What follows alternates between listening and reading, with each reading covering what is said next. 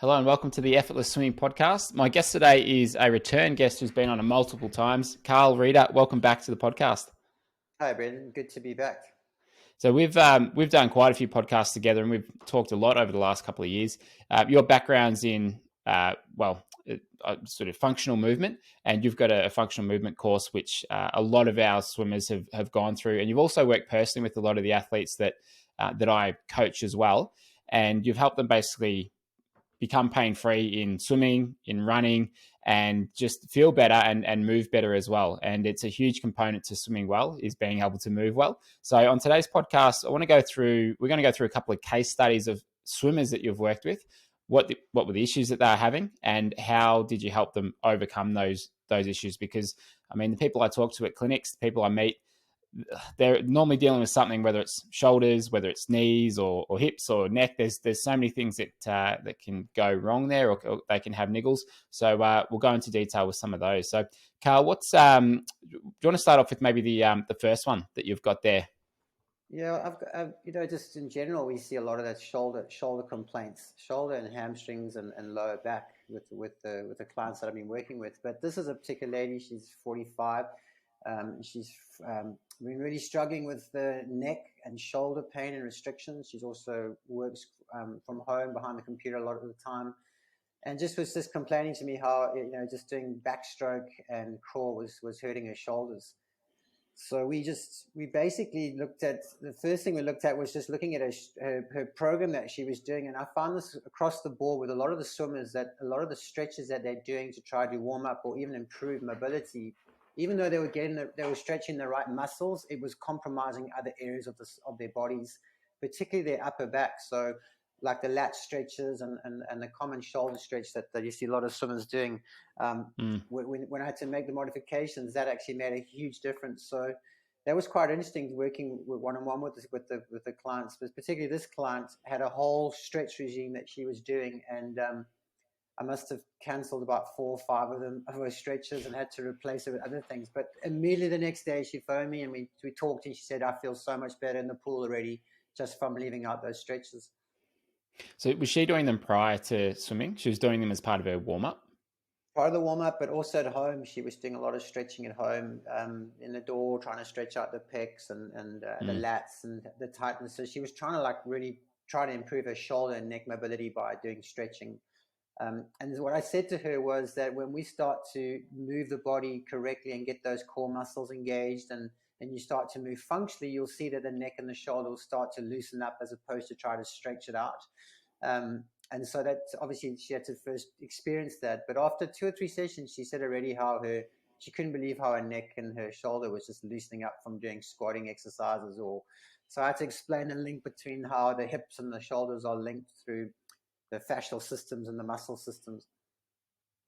And so she moved from doing a couple of different static stretches to more movement-based warm-ups and stretching.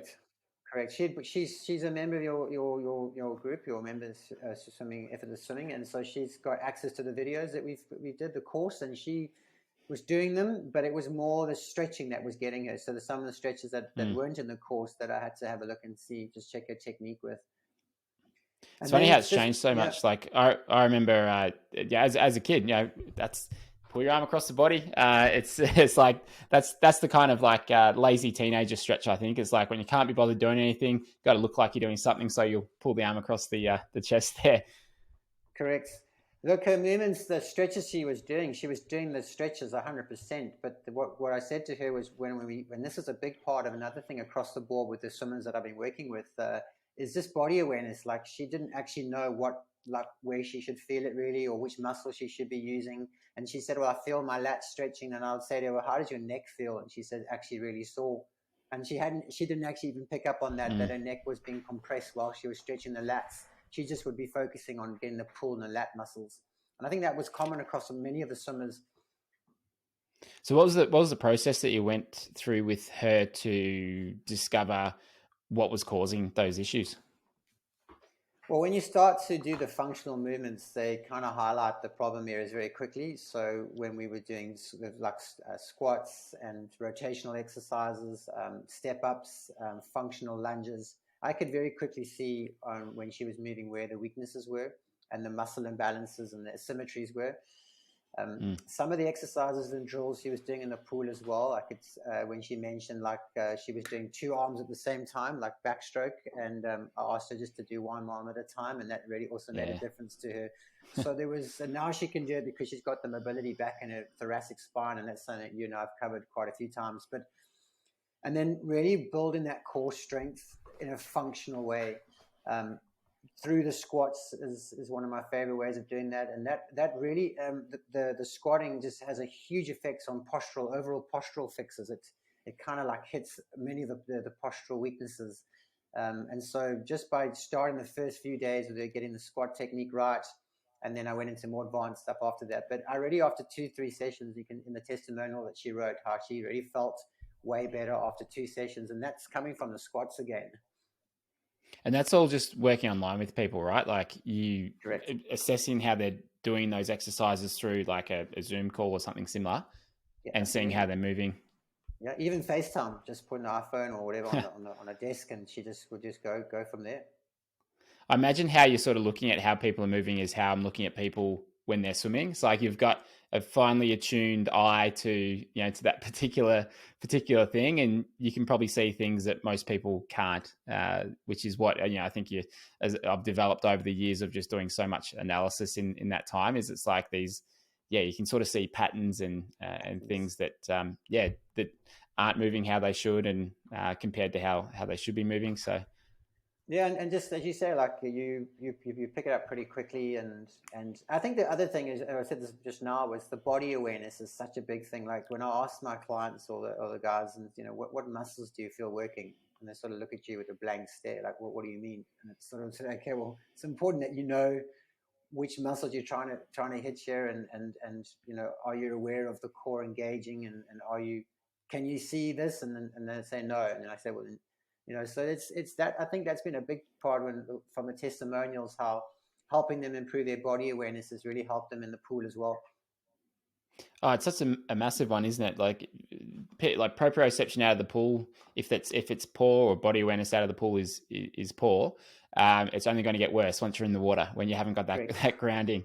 So it makes a huge difference. And like I see it with like my kids, they're fairly young, they're 3 and 5. I see it when they're doing like they do taekwondo and jiu-jitsu and swimming, and it's like at the start of doing these things that like there's arms and legs moving everywhere, and then they start to dial into where they are in space, and it's just awesome to sort of to watch that. And I think it's something that we we get older, that we got so much stuff in our mind that we just tend to forget about, or we sometimes just don't tune into what we're doing, and that body awareness sometimes we do certainly just I guess forget about, or not think about, or not even know what we should be doing in many cases, or what we should be feeling. I think that's the big thing. We've never been taught at school like how to move, and I've spoke about this before, but like we know in the olden days, like you said, you run around the field, touch your toes, do some push-ups, and a quad stretch, and now it's advanced to like a hip flexor seems to be the big name today. Everyone's doing hip flexor stretches,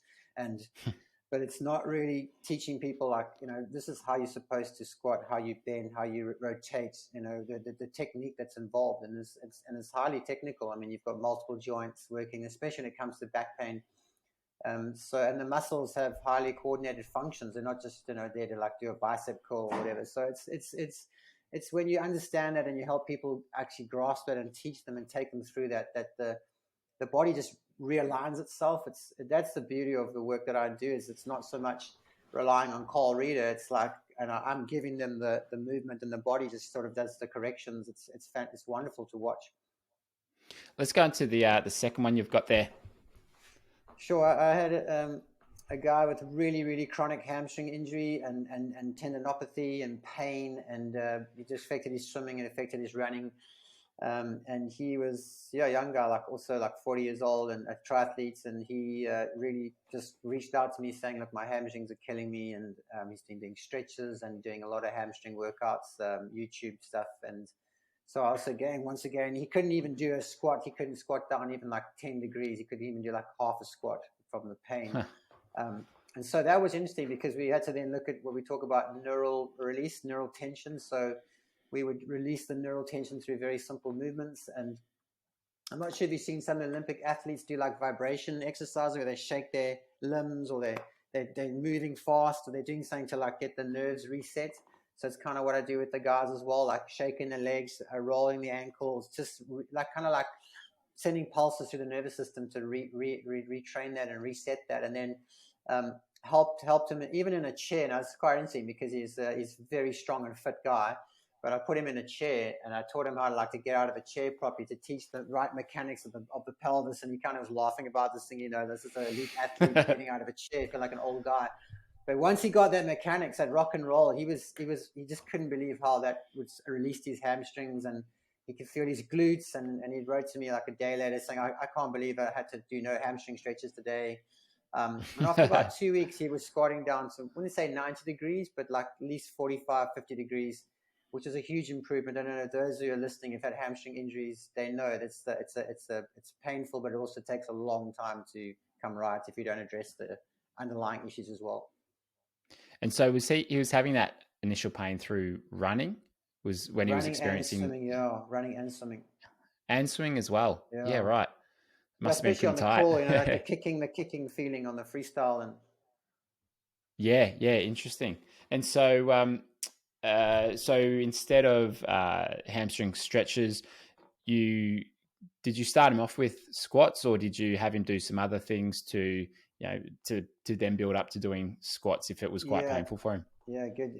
Just that I said releasing neural tension because of the hamstrings and the rotation of the sciatic nerve and the lower back, and then just getting in to learn how to do the squat movement, but getting out of a chair. You see, when you get that rock and roll movement right with the pelvis, that releases a lot of the lower back neural tensions in the lower back. We call it a neural plexus. It's where all the nerves exit the spine, and then that has a huge effect on the hamstring flexibility and mobility.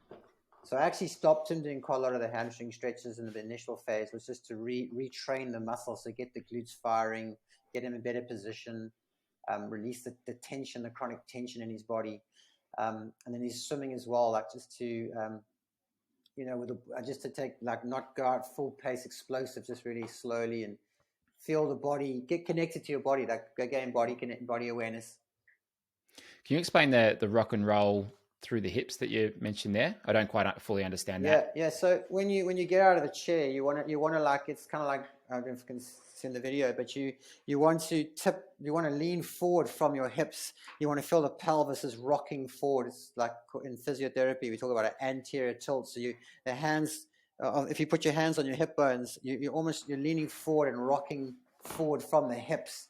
You're not doing what many people do, sort of bend forward from their back, from their mid back. They leave that. So if I do that, I'm leaving my pelvis behind. You want to lean forward, and that's that action of rocking the pelvis is what helps runners and the squat technique. It's that leaning forward movement that we talk about in the course as well. And throughout I wouldn't say not centuries, but definitely decades, there's been this idea that we're supposed to, whenever we pick up something, we're not to lean forward, we're to use our knees and keep our back straight. I don't know if you're familiar with that. When you pick up a box, they always told us, use your knees, keep your back straight. And that's through the whole of functional movement out the window. Because what happens is now, whenever you go to gyms or anywhere in the world, people say, oh, don't let your knees go too far. Don't bend your knees too far forward. Don't go. And we're trying to come back to what the functional positions are. So that rock and roll actually teaches you, it's the key to unlocking a lot of core strength and mobility in the body. Yeah, interesting. Okay, it's good. Yeah, good explanation of it, and makes a lot of sense, especially when you see it there. And those that are listening on the podcast, this is on YouTube as well, if you're looking for the video version of it.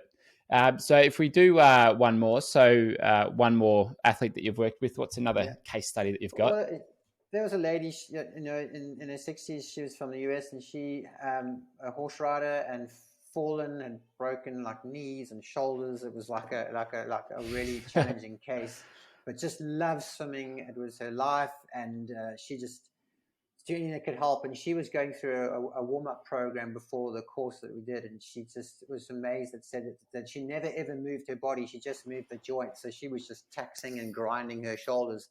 And after watching the course and learning how to use the whole body, how that made a big difference. But with her, again, I didn't do any mobility work with her. I just did core strength, got her strong. Again, the squatting technique. I had to be very careful because she had, like we talk about calcification in the tendons in the knee and stuff. So it was a very limited movement, but it was amazing how much strength we could still get. And she swam her fastest time, and she was in a competition. And she just really benefited from just overall strength training. And that was done in a chair, again, just help because she couldn't do much with weights and heavy weights because of her condition. That's what I like a lot about the stuff you teach in the course, and the way that you teach things is you don't need a lot of equipment. People don't need to necessarily change what they're doing a whole lot, as in like they don't need to go to the gym 4 times a week. They can probably do this stuff at home. They can work it into their current routine.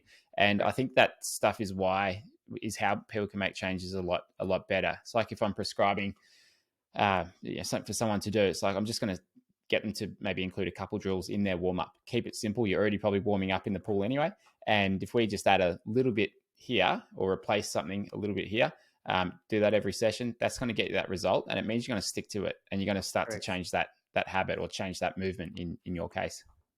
Yeah. And say like, the body's designed to move. So it's just when like anything that's been designed, if you use it correctly, it's going to work, and, so I think that's at the core of this. One of the members of your members said to me, it's just been so good to learn how to move properly.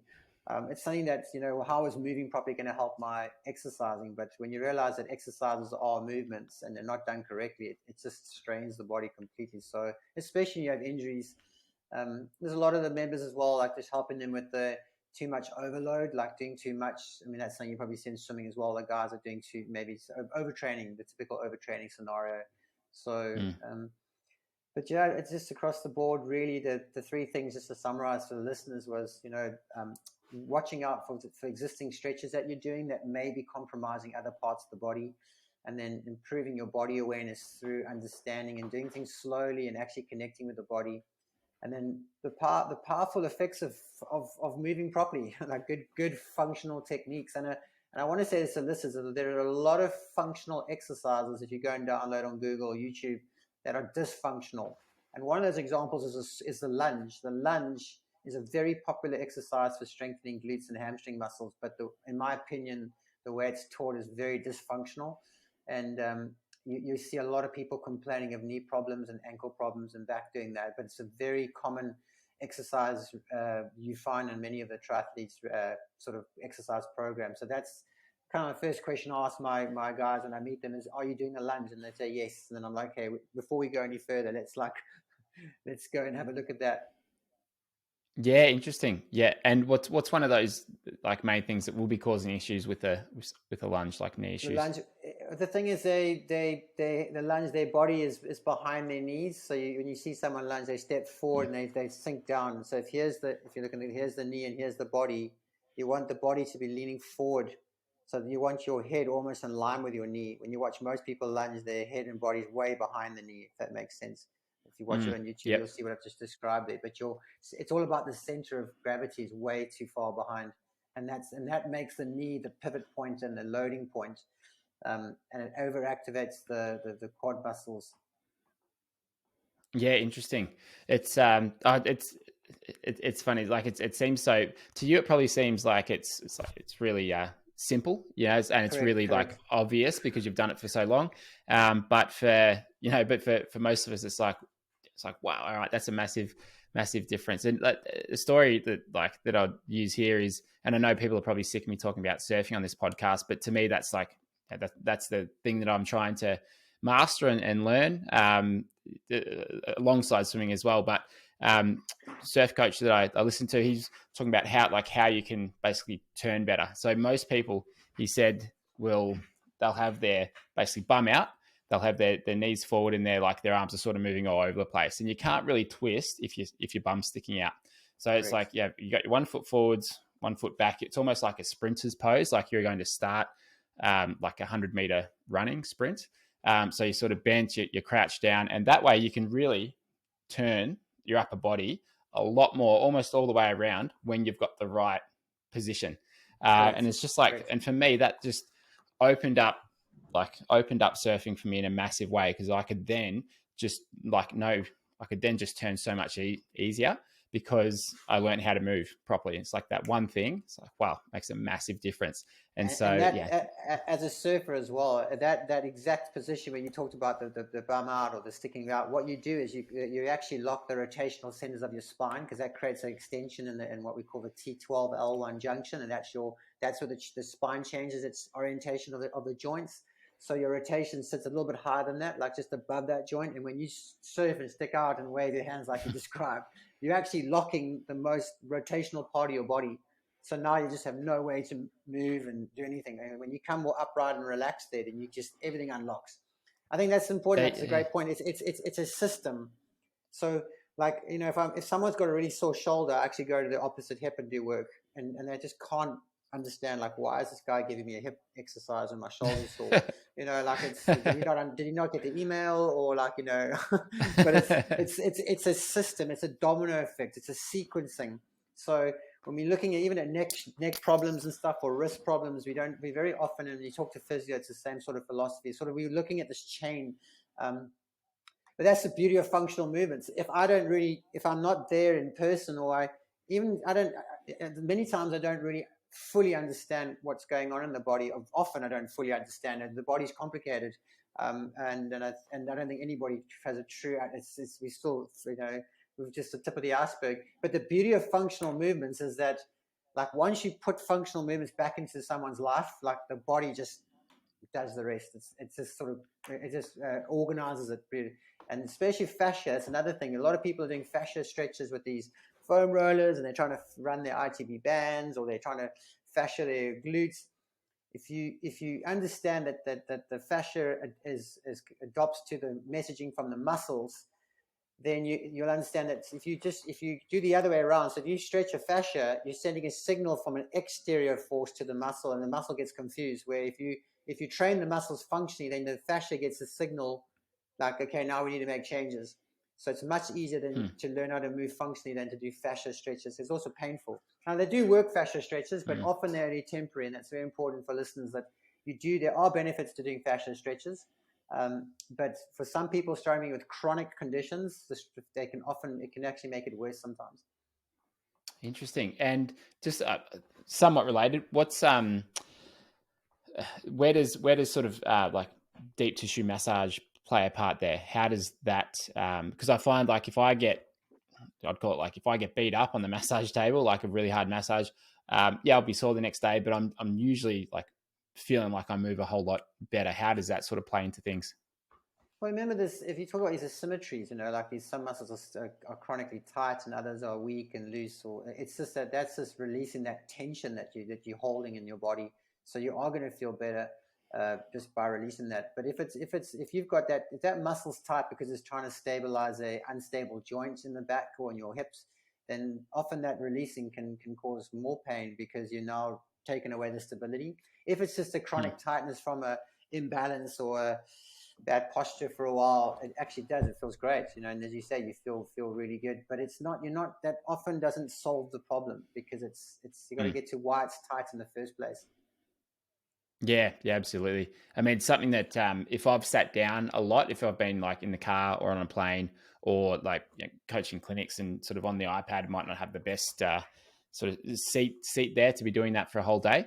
That's normally when I'm like, wow, all right, I need to go get a massage and just get loosened up. And it's and every time that I've thought, oh, I should get one because I'm really tight, and then I haven't got it, the next, like, that week I've done something where it's just like I pulled a muscle or something. It's just like, just listen to your gut, listen to that intuition. Absolutely.